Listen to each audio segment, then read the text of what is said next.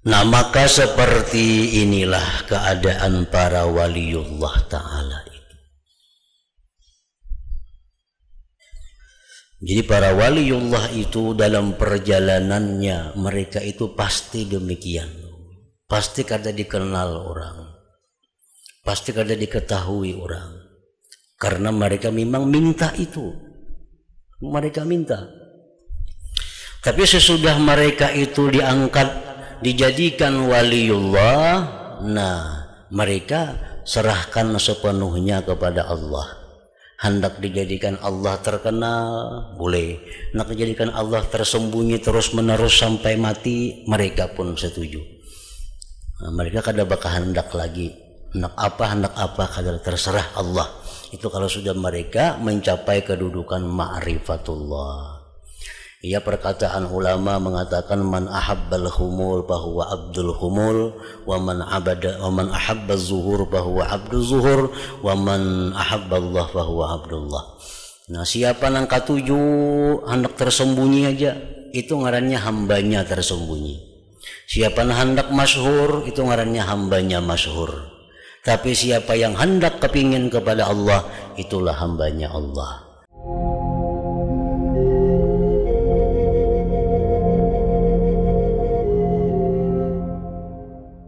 Makna kalam Imam Al-Ghazali rahimahullah wa nafa'ana bi ulumihi fid dharain amin. Maka inilah hukum setiap orang yang mengingkari karamah para wali. Orang yang mengingkari, kada percaya terhadap karamat para wali, maka dia akan tertegah daripada barakahnya wali itu. Karena tidak ada tempat sandarannya kecuali keterbatasannya, kelingahannya dari yang demikian dan kelingahan orang yang melihatnya. Artinya orang yang mengingkari karamat para wali itu orang yang mengukur orang lain dengan ukuran dirinya, sehingga sangat terbatas. Kalau dia merasa kada sanggup berbuat yang demikian, maka dia pun mengukur orang lain kada sanggup juga berbuat demikian. Nah, jadi sandarannya itu sudah salah, ukurannya sudah salah. Dia mengukur orang lain dengan dirinya sendiri.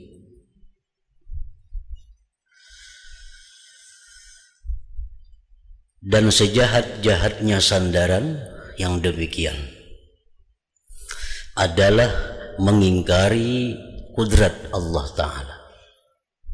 Allah itu maha kuasa, memberikan keistimewaan, kelebihan kepada sebagian daripada hambanya.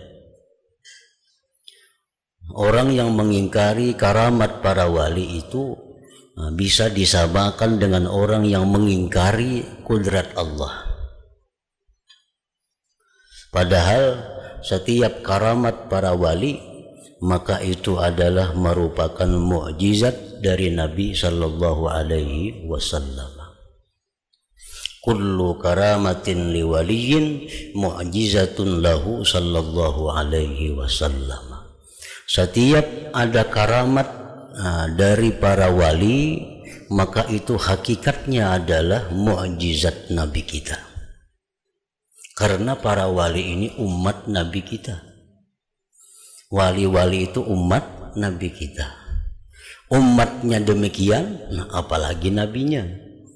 Nah, jadi setiap karamat wali itu hakikatnya mukjizat daripada Nabi sallallahu alaihi wasallam. Nah, mengingkari mukjizat Nabi itu membahayakan kepada keimanan seseorang.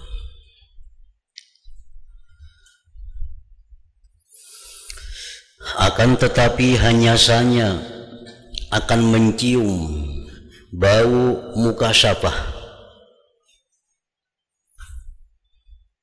Artinya hanya saja akan mendapatkan sedikit dari mukasyafah itu, oleh orang yang menjalani sesuatu meskipun dari pokok-pokok jalan.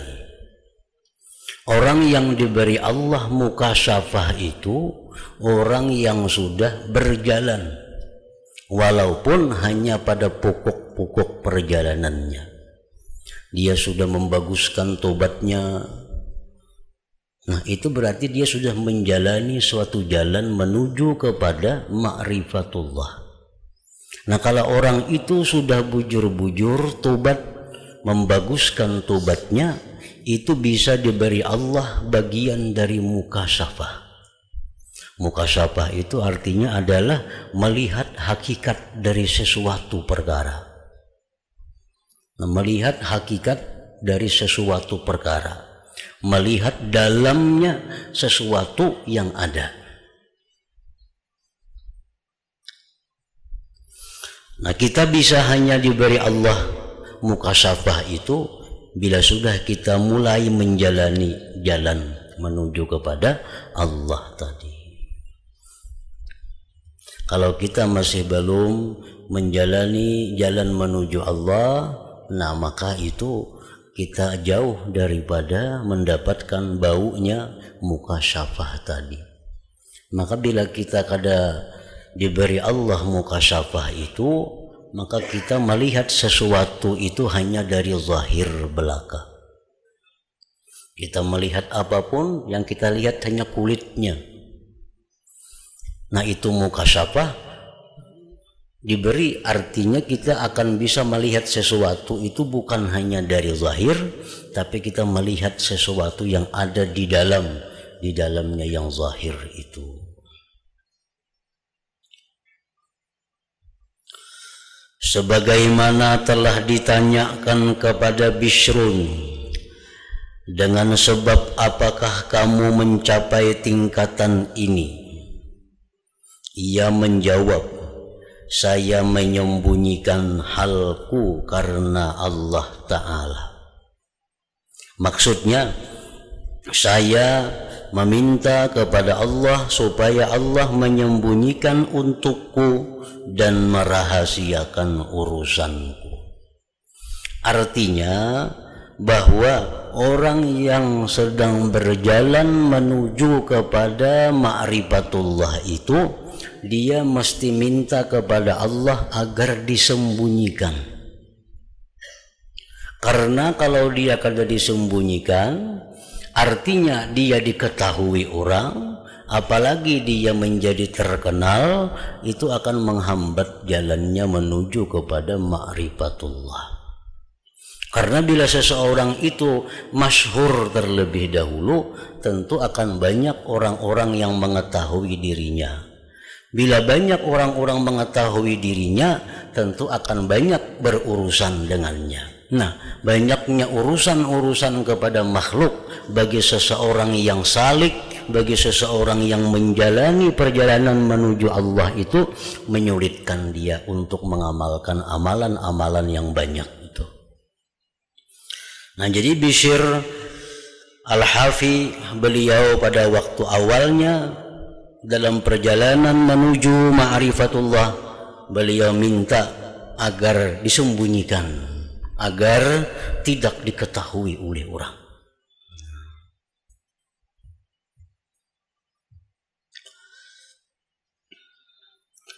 Telah diriwayatkan bahwasanya Bishr ini melihat Nabi Khidir alaihi salam, maka ia berkata kepadanya Nabi Khidir, ujar Bishr Hafi, berdoalah kepada Allah Ta'ala untukku. Nah, berdoalah kepada Allah Ta'ala untukku. Nah, bahasa kitanya, doakan pang aku kepada Allah. Nah, doakanlah aku kepada Allah. Nabi Khidir alaihissalam berkata, semoga Allah memudahkanmu untuk taat kepada Allah. Nah, itu doa Nabi Khidir. Semoga engkau diberi Allah kemudahan untuk selalu taat kepada Allah. Saya berkata kepadanya, Khidir, tambahkanlah doa untukku. Tambahi pang lagi doanya itu. Nabi Khidir alaihissalam berkata, dan semoga Allah menutupi ketaatan itu atasmu. Maka dikatakan maksudnya semoga Allah menutupi ketaatan itu, maksudnya adalah semoga Allah menutupi taat itu dari makhluk.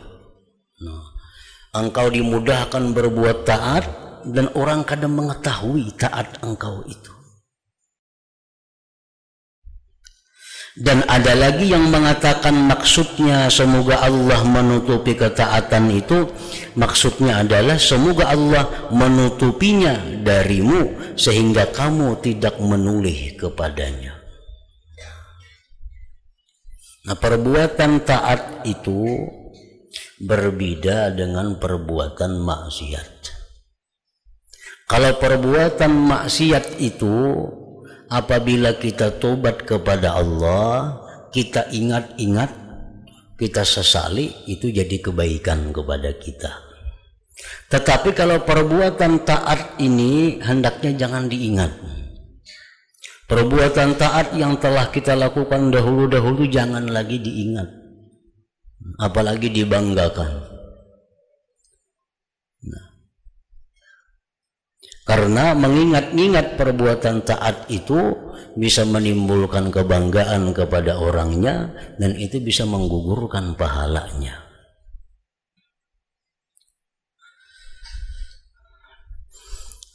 Nah, dari kisah Bishrul Hafi kepada Nabi Khidir alaihissalam ini, bahwa seseorang yang menjalani jalan ma'rifat kepada Allah, maka dia mesti agar ditutupi, mesti tidak dikenali, mesti tidak diketahui bahwa dia itu menjalani jalan menuju kepada ma'rifatullah. Karena makin dia tersembunyi, makin sedikit kesibukannya. Makin kada dikenal orang, makin sedikit urusannya.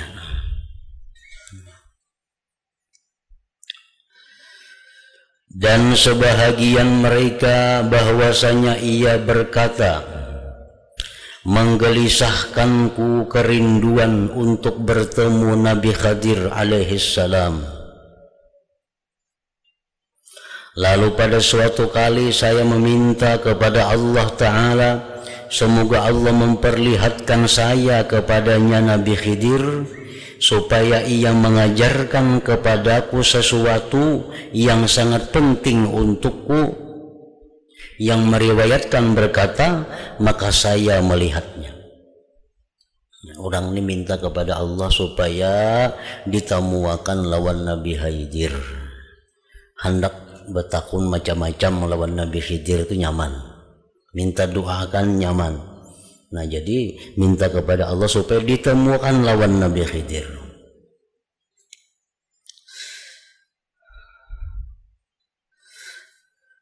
Doanya dikabulkan Allah, dia bertemu Nabi Khidir.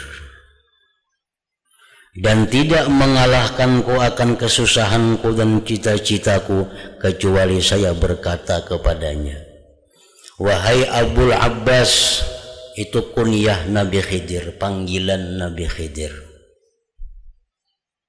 Jadi Nabi Khidir itu panggilan Sidin atau kunyah Sidin Abul Abbas. Gelar Sidin itu Khadir atau Khidir. Ngaran Sidin Balya. Ngarannya kada terkenal, yang terkenal cuma gelar. Khidir itu gelar. Kalau panggilannya Abul Abbas. Ngaran Sidin sebujurannya Balya. Apa digelar Khidir? Hijau. Khidir itu hijau artinya. Karena beliau tidak bertempat di suatu tempat yang gersang, melainkan tempat gersang itu menjadi subur. Tidak ada tempat yang gersang Sidin singgahi, melainkan tempat yang gersang itu menjadi makmur. Nah, makanya digelar dengan gelar Khidir. Jadi membacanya ada dua cara. Yang pertama Khadir, Nabi Khadir atau Nabi Khidir. Kada ada Nabi Haidir. Jadi Khadir atau Khidir. Artinya hijau tadi.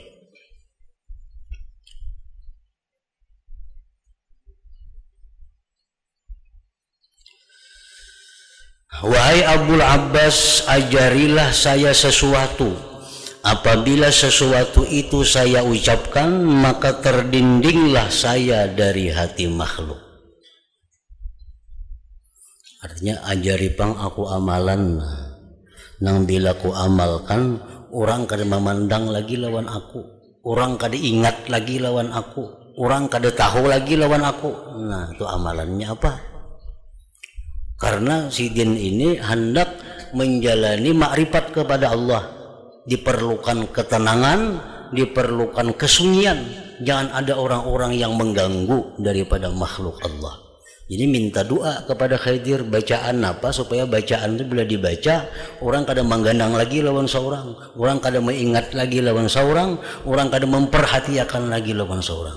Sehingga kada ada gangguan untuk mengamalkan wirid-wirid, mengamalkan amalan-amalan yang mempercepat dia menuju kepada ma'rifatullah.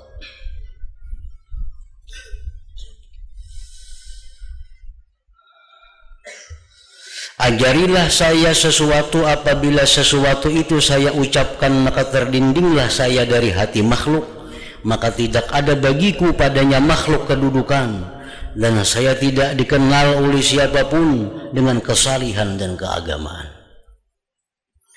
Maka Nabi Khidir alaihissalam berkata, ucapkanlah, Allahumma asbil alayya kathiba sitrik wa hutta alayya suradiqati hujubik waj'alni fi maknuni ghaibik wahjubni an qulubi khalqik. Itu bacaannya. Artinya, ya Allah, turunkanlah untukku tabir tutupanmu yang tebal. Turunkan untukku tenda hijabmu. Jadilah aku tertutup dalam kegaibanmu, dan tutupkanlah aku dari hati makhlukmu. Jadi bila diamalkan itu kabul, maka orang kada akan memperdulikan kita lagi. Orang kada akan mencari kita lagi. Orang kada akan mengenal kita lagi. Kita ada, kita kada ada, kada dicari orang. Kita dilupakan oleh orang, sehingga kita menjadi sendiri dan mudah untuk mengamalkan berbagai macam amalan, kada ada gangguan dari orang-orang lain.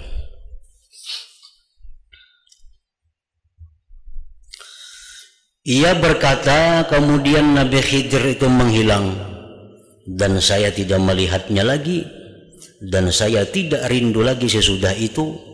Maka saya senantiasa membaca doa-doa itu pada setiap hari. Diamalkan doa itu tiap hari.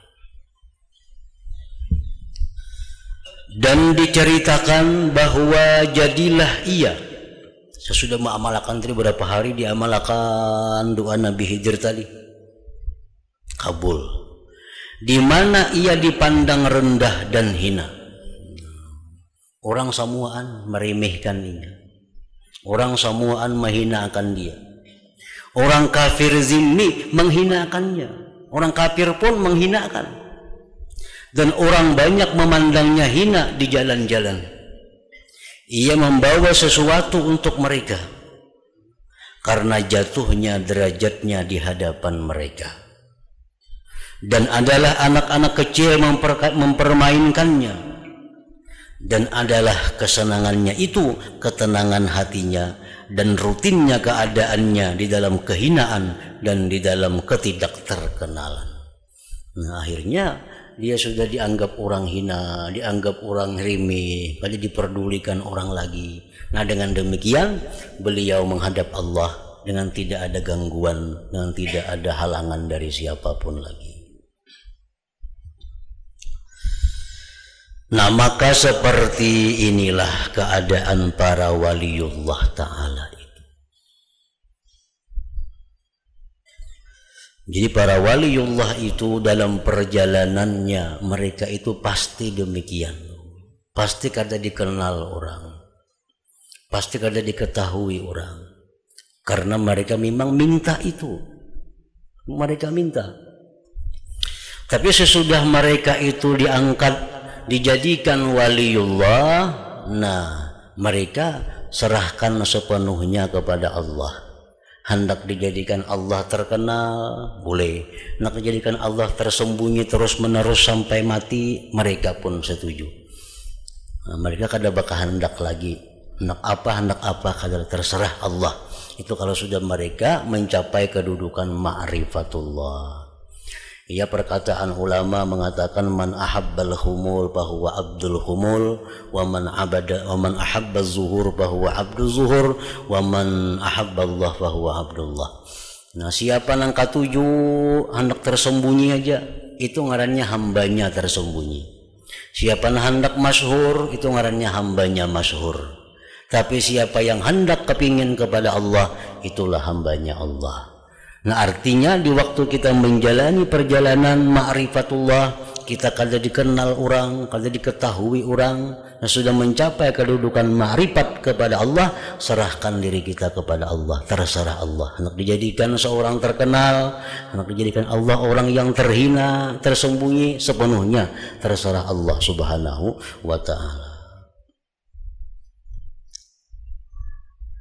Dan umumnya para wali-wali itu adalah tersembunyi. Itu umumnya. Kalau ada wali-wali nang timbul, wali-wali nang masyhur, itu semata-mata Allah masukkan untuk menegakkan agama Allah, untuk menegakkan amar ma'ruf nahi munkar, untuk mengajarkan ilmu-ilmu Allah Subhanahu wa ta'ala. Nah, kalau tidak ada tujuan itu, kalau tidak ada tugas itu, maka para wali-wali ini akan disembunyikan oleh Allah sampai akhir hayat mereka. Karena mengajarkan ilmu amar ma'ruf nahi munkar itu perlu kemasyhuran, tuh kan? Nah, mengkada masyhur mana orang tahu. Kayak apa orang menuntut ilmu?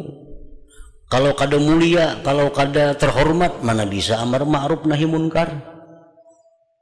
Orang hina misal mencegah kemungkaran kan dipakai orang. Nah, jadi Allah Ta'ala itu kadang-kadang menjadikan sedikit dari para walinya itu masyhur dengan maksud agar tegak hukum Allah di muka bumi. Tetapi sebagian besar para wali-wali itu disembunyikan oleh Allah sampai akhir hidup mereka.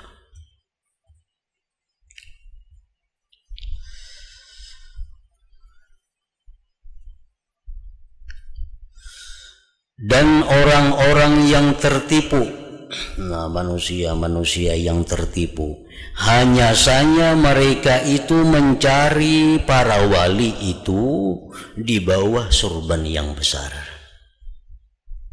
di bawah pakaian para ulama, dan pada orang-orang yang masyhur di antara para makhluk dengan berilmu, wara, dan menjadi pemimpin. Padahal mencari wali itu kada hanya itu, justru yang lebih banyak wali itu yang tersembunyi. Kalau hanya mencari wali atau menganggap wali orang-orang yang bersurban besar, yang berpakaian-pakaian para ulama, yang masyhur dengan berilmu, wara dan sebagainya, ini hanya menganggap bahwa itu aja yang waliullah, maka dia akan tertipu. Lebih banyak wali-wali itu yang mastur, yang disembunyikan oleh Allah Subhanahu wa ta'ala. Intinya orang yang wali, orang yang tidak wali, ada perbedaan yang mendasar. Orang yang wali itu antara lain bahwa zahir orang itu tunduk pada syariat Allah. Ini salah satu tanda-tanda kewalian. Orang itu tunduk pada syariat Allah. Pakaiannya sesuai dengan syariat, perkataannya sesuai dengan syariat, tingkah lakunya sesuai dengan syariat, amaliyahnya sesuai dengan syariat. Itu salah satu tanda dasar seorang wali. Artinya kada mau orang wali itu kada sembahyang, kada mau. Orang wali itu misal kada puasa, kada mau. Itu sudah bertentangan dengan syariat. Kada mau itu. Kaunuhu fil zahir munkadan li syariah. Nah, apakah orang-orang wali itu mau berbuat dosa? Apakah orang-orang yang makrifat itu mau berbuat dosa? Sebagaimana orang-orang biasa? Nah, jawabannya orang-orang wali itu mau berbuat dosa, mau berbuat maksiat. Tetapi ada 3 yang membedakan antara orang wali yang berbuat maksiat dengan orang biasa yang berbuat maksiat. Bagaimana orang wali yang berbuat maksiat itu? 1, dia tidak merencanakan berbuat maksiat. Kada merencanakan. Nah, kalau orang kada wali mau berencana seminggu berdahulu berbuat maksiat. Nah, kalau orang wali itu mau berbuat maksiat cuma kada direncanakan, spontan. Nah, yang kedua, orang wali itu kalaupun dia berbuat dosa, dia tidak gembira, tidak suka, tidak senang. Nah, kalau orang biasa berbuat dosa, dia bisa berbangga, nah, bisa gembira dengan dosa itu, bisa agak dengan dosa itu. Nah, yang ketiga, orang wali itu bila mana berbuat dosa, la yusir, dia tidak mengakali dosa itu. Nah, kalau orang biasa berbuat dosa bisa mengakali, bisa merancaki. Nah, jadi orang wali itu mau berbuat dosa karena mereka kada maksum. Lain nabi-nabi, nah nabi itu dipelihara dari dosa. Kalau orang wali ini kada ada jaminan terhindar dari dosa. Cuma bedanya lawan orang kada wali tadi, itu bedanya.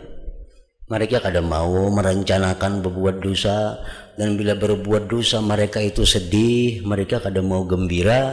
Dan ketiga, bila berbuat dosa mereka kada mau titir. Nah,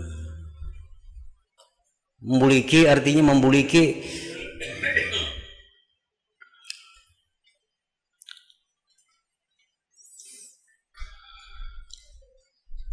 Nah, kenapa orang wali-wali itu kebanyakan disimpan oleh Allah? Kenapa orang-orang wali itu kebanyakan disembunyikan oleh Allah? Hanya sedikit yang keluar, hanya sedikit yang masyhur. Karena sejak di zaman Nabi sampai hari kiamat, mungkin wali-wali yang masyhur itu kawa dibaca, kawa dihitung. Bahkan ada kitab-kitab yang mengumpul tentang wali-wali. Ada kitab Jami'u Karamatil Aulia, ada kitab Safwatus Safwa, ada kitab Hilyatul Aulia, macam-macam kitab. Itu kumpulan tentang nama-nama wali-wali. Artinya kawa dihitung. Tapi nang kada masyhur, wah kada terkira banyaknya. Kada terkira. Nah, kenapa wali-wali itu disembunyikan oleh Allah kebanyakannya? Itu karena kecemburuan Allah Ta'ala. Kecemburuan Allah Ta'ala pada wali-walinya itu enggan kecuali Allah menyamarkan mereka. Karena wali-wali ini kalau timbul, kalau masyhur, mereka akan dibesarkan oleh orang. Padahal yang mesti dibesarkan itu cuma Allah Subhanahu wa Ta'ala. Allah cemburu. Wali-wali itu kalau timbul dimuliakan. Padahal mestinya yang mesti dimuliakan itu hanya Allah. Nah, itu Allah cemburu. Karena kecemburuan Allah itulah kebanyakan para wali ini disembunyikan oleh Allah. Kalau ada yang dimasyhurkan, itu hanya membawa tugas agama dari Allah.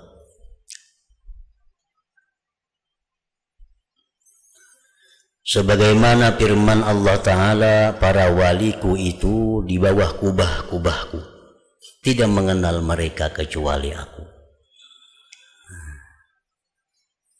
Dan sabda Nabi sallallahu alaihi wasallam, rubba ash'atha aghbara zi timrain la yu'bahu lahu law aqsama 'ala Allah la abarrah.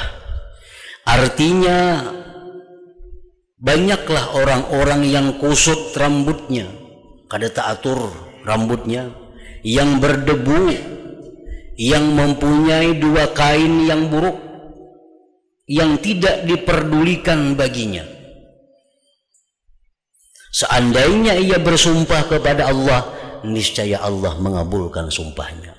Walaupun dia minta qiyamus sa'ah, dikabulkan oleh Allah. Artinya Allah Ta'ala itu ada mempunyai hamba-hamba, yang hamba-hamba ini orangnya rambutnya kusut, berdebu, pakaiannya cuma 2 lembar, kada diperhatikan orang baruhan kada disarui orang hina. Tetapi kalau dia bersumpah kepada Allah, Allah pasti meneruskan sumpahnya hatta qiyamus sa'ah, sehingga kiamat pun kalau dia minta sekarang kiamat, Allah melaksanakan kiamat itu. Makanya ujar Ja'far As-Shadiq radhiyallahu an, jangan sekali-kali engkau meremehkan, menghinakan hamba-hamba Allah yang beriman. Karena barangkali itu adalah wali-wali Allah yang tersembunyi, yang hanya diketahui oleh Allah Subhanahu wa Ta'ala.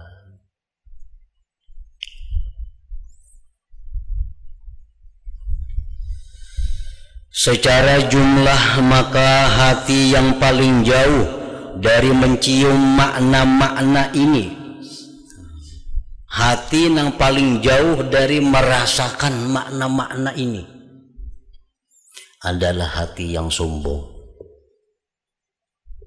yang membanggakan diri, yang merasa gembira dengan amal dan ilmunya. Nah, ini orang-orang macam ini jauh daripada merasakan apa-apa yang diterangkan tadi. Dan yang paling dekat hati kepadanya adalah hati yang pecah, yang merasakan kehinaan diri dengan suatu perasaan. Apabila ia dihinakan dan teraniaya, niscaya ia tidak merasakan lagi dengan kehinaan. Orang yang merasakan dirinya itu hina, inya kalau dihina kada merasa hina lagi. Orang yang merasa hina itu orang yang merasa dirinya besar, orang yang merasa dirinya itu mulia. Begitu dia kada dimuliakan, lalu merasa dihinakan. Nah, kalau orang yang sudah menganggap dirinya itu hina berdahulu, dihinakan, inya kada merasa hina. Nah, hati nang macam itu nang paling dekat dengan makrifat kepada Allah. Hati nang macam itu nang paling dekat dengan mukasyafah tadi. Maka apabila sebagaimana seorang hamba tidak merasakan hina apabila tuannya sombong atasnya. Ini seorang pembantu, seorang budak, bila dihinakan oleh tuannya, dia tidak merasa hina karena ini sudah merasa hambanya. Seorang hamba itu kada akan merasa hina lagi kalau dihinakan oleh tuannya.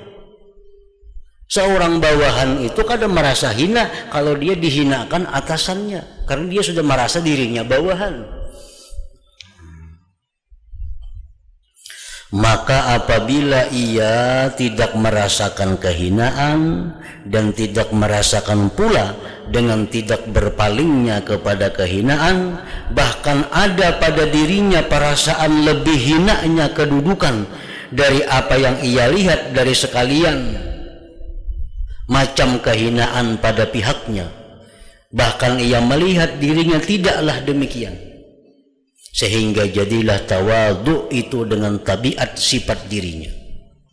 Maka seperti hati ini diharap baginya bisa menghirup pokok-pokok bau-bauan ini, bau-bauan ma'rifat, bau-bauan mahabbatullah, bau-bauan mukasyafah tadi. Orang tuh andai kata dihinakan, nya kada merasa hina karena menganggap dirinya lebih hina lagi daripada itu.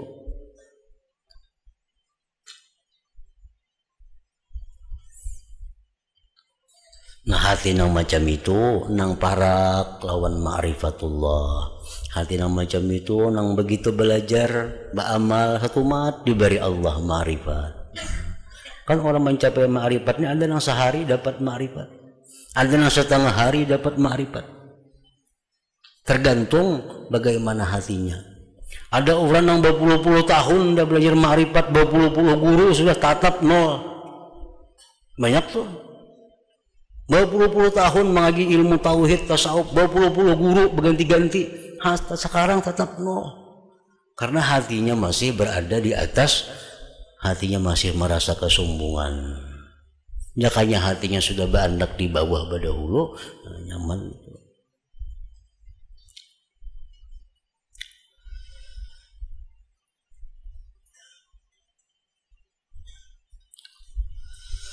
Maka jikalau kita kosong dari hati yang semacam ini dan kita terhalang dari seperti jiwa ini, maka tidak semestinya ia melemparkan iman pada kemungkinan yang demikian bagi yang mempunyainya. Nah, kalau kita tuh kada dapat ma'rifat berpuluh-puluh tahun sudah beramal, jangan mengingkari orang yang dapat ma'rifat hanya sehari belajar, jangan mengingkari.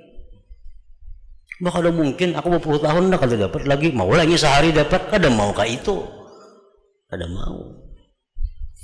Maka barang siapa yang tidak mampu bahwa ia termasuk aulia Allah, maka hendaklah ia mencintai aulia Allah. Siapa yang kada jadi wali, cintai wali barang. Dan hendaknya ia percaya dengan mereka. Semoga ia dikumpulkan beserta orang-orang yang dicintainya itu. Wali kada memusuhi lawan wali, dubul itu ngarannya.